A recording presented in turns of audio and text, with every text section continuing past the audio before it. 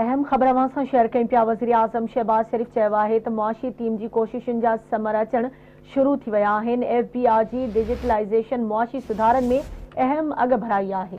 वज़ीर आज़म जी सदारत हेठ फेडरल बोर्ड ऑफ रेवेन्यू जी डिजिटलाइज़ेशन बाबति इजलास थियो आहे।